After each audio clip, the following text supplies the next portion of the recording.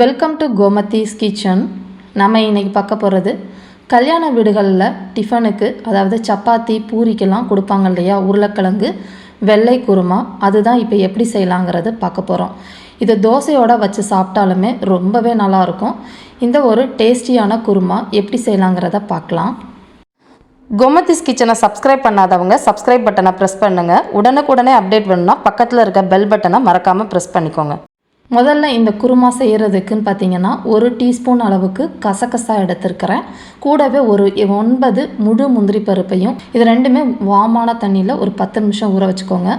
1 cup அளவுள்ள துருவின தேங்காவில் நல்லா 3/4 கப் அளவுக்கு திக்கான பாலும், அதாவது 1 கப் அளவுக்கு 2வது பாலும் 3வது பாலும் சேர்ந்தது 1 கப்பு எடுத்து வச்சுருக்கிறேன். இப்போ பார்த்திங்கன்னா நம்ம ஊற வச்சுருக்கிற கசகசாவையும் முந்திரி பருப்பையும் சேர்த்து மிக்சியில் போட்டு அரைச்சிக்க போகிறோம். கசகசா கொஞ்சம் நேரம் ஊறிச்சுனா தான் உங்களுக்கு அரைக்கிறதுக்கு ஈஸியாக இருக்கும். நீங்கள் இருக்கிற இடத்துல கசகசா கிடைக்கலன்னா வெறும் முந்திரி பருப்பு மட்டும் இன்னும் 2 சேர்த்து போட்டு இந்த மாதிரி நைஸாக அரைச்சி எடுத்து வச்சுக்கோங்க. இப்போ குருமா செய்கிறதுக்கு ஒரு பாத்திரத்தில் 1 டேபிள் ஸ்பூன் அளவுக்கு எண்ணெய் சேர்த்துருக்குறேன். இதில் ஒரு 3 பட்டை இந்த சைஸில் போட்டுட்டு, கூடவே ஒரு அரை டீஸ்பூன் அளவுக்கு சோம்பையும் சேர்த்து போட்டுட்டு, ரெண்டுமே நல்லா செவந்து வரணும். அப்போ தான் அந்த குருமாவுக்கு நமக்கு ஃப்ளேவர் நல்லா கிடைக்கும்.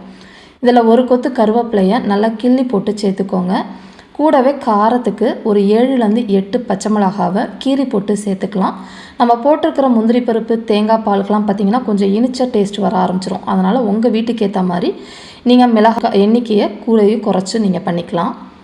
இதில் 1 கப் அளவுள்ள நீளமாக நறுக்கின வெங்காயத்தை சேர்த்துட்டு அதை நல்லா இந்த எண்ணெயிலேயே ஒரு பொன்னிறமாக வர அளவுக்கு வதக்கிக்கலாம். இந்த மாதிரி இப்போ பார்த்திங்கன்னா நான் ஒரு 2 மீடியம் சைஸ் உருளைக்கிழங்க நான் குக்கரில் நல்லா இந்த அளவுக்கு வேக வச்சுட்டு அதை இந்த மாதிரி நீங்கள் மசிச்சுக்கலாம். அப்படி இல்லைன்னா நீங்கள் ஸ்கொயராக பீசஸ் வேணாலும் கட் பண்ணிக்கலாம். அந்த வேக வச்ச தண்ணியோடைய தான் நம்ம சேர்த்துக்க போகிறோம். நான் அதில் 1 டீஸ்பூன் அளவுக்கு ஆல்ரெடி உப்பு போட்டு வேக வச்சுருக்கிறேன். அதையும் இதிலையே சேர்த்துட்டு நல்லா கலந்து விட்டுட்டு ஒரு 2 நிமிஷம் இதிலையே நல்லா வதக்கி எடுத்துக்கலாம். இப்போ இதுக்கு தேவையான அளவு உப்பு ஒரு அரை டீஸ்பூன் மட்டும் இப்போ சேர்த்துக்கிறேன். சேர்த்துட்டு நல்லா கலந்து விட்டுக்கலாம்.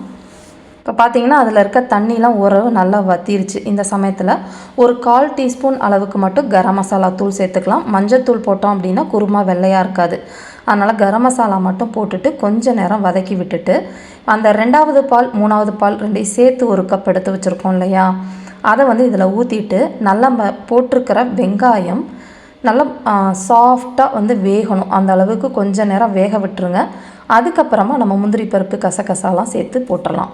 இப்போ பார்த்திங்கன்னா ஒரு 3 நிமிஷமாக நல்லா கொதிச்சிக்கிட்டு இருக்குது. இப்போ நம்ம அரைச்சி வச்சுருக்கிற முந்திரி பருப்பு கசகசா விழுதையும் சேர்த்துட்டு தேவையான அளவு தண்ணி ஊற்றிக்கலாம். சப்போஸ் நம்ம தோசைக்கு ஊற்றி சாப்பிட போகிறோம் அப்படின்னா தண்ணி கொஞ்சம் ஒரு கப்லேருந்து 1.5 கப் அளவுக்கு சேர்த்துக்கலாம். சப்பாத்தி பூரிக்கெலாம் போட போகிறீங்கன்னா கொஞ்சம் திக்காக இருந்தால் தான் நல்லாயிருக்கும். அதனால் ஒரு 1/4 கப் அளவுக்கு மட்டும் இப்போ தண்ணி சேர்த்துட்டு ஒரு 2 செகண்ட் கொதிக்கட்டும். ஏன்னா நம்ம போட்டிருக்கிறதுக்கு நல்லா திக்காய் வரும். அதுக்கப்புறம் நீங்கள் தண்ணி சேர்த்துக்கணுன்னா கூட சேர்த்துக்கலாம். இப்போ கடைசியாக அடுப்பு ஆஃப் பண்ணுறதுக்கு முன்னாடி நம்ம எடுத்து வச்சுருக்கிற முதல் பாலை ஊற்றிட்டு உடனே நீங்கள் அடுப்பை ஆஃப் பண்ணிடணும். ரொம்ப நேரம் கொதிக்க விட்டீங்க அப்படின்னா ஒரு மாதிரி எண்ணெய் பிரிஞ்ச மாதிரி ஆகிடும். அந்த டேஸ்ட்டும் சரி டெக்ஸ்சரும் அவ்வளோவா நல்லா இருக்காது.